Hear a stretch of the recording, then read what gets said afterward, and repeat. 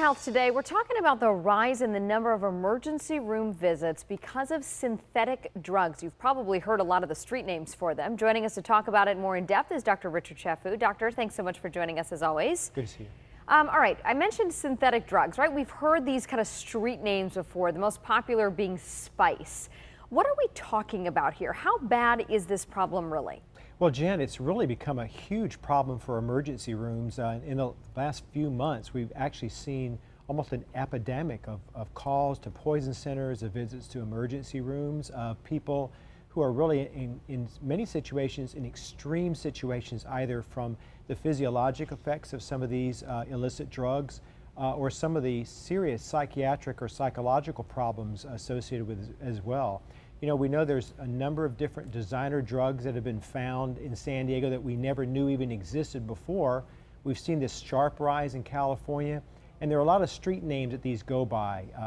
And the problem is there's more vaporing, there's more e-cigarettes, and unfortunately, products like spice, some of these illicit drugs can also be inhaled, can be taken in a tea form. So there are a number of ways that they can get into your system.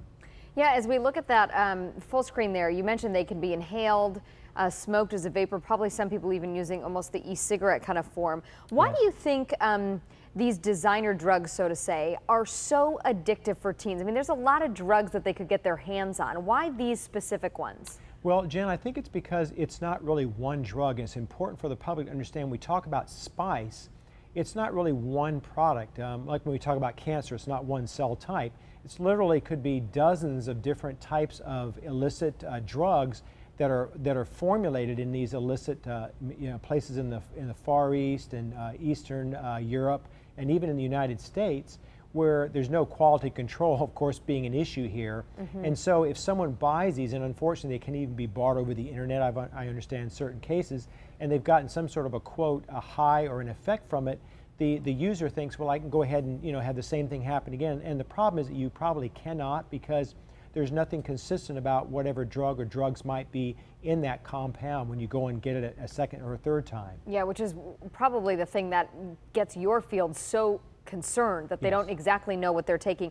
Before I let you go, Dr. Chaffoo, we have a lot of parents watching here at 4 and 5 o'clock, and so I want to address specifically what is a parent should they be looking for? What can they do? Is there technology? Are there specific signs that they can look for if they think their teenager is using this? Well, that's the key, Jen. The big thing is really, getting to know your kids. I mean, I've got 3 school-age children, and it's not just to say, oh, how was your day? You want, well, who are your friends? I mean, and meeting the friends and meeting the family and finding out what's going on in their lives.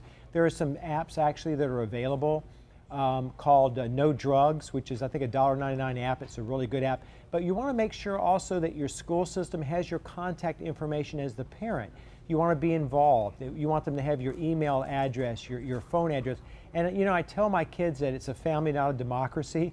And so I'm gonna see what you're doing. I'm gonna check your emails, your texts. I want to know who my kids are hanging out with, and I'm most concerned is what's bothering them on a personal level. So as their father, I can intervene, I can help out. So being involved and staying focused on your kids is the best prevention against this sort of thing from happening. Yeah, such a good reminder, Dr. Chaffoo. The drugs certainly can change over the years, but some of that advice about just getting to know your kids, and like you said, this is not a democracy. You are the parents, so show me your emails, show me your texts, show me what you're doing. Always great advice. Doctor, thanks for having us. Good to see you. Thank you.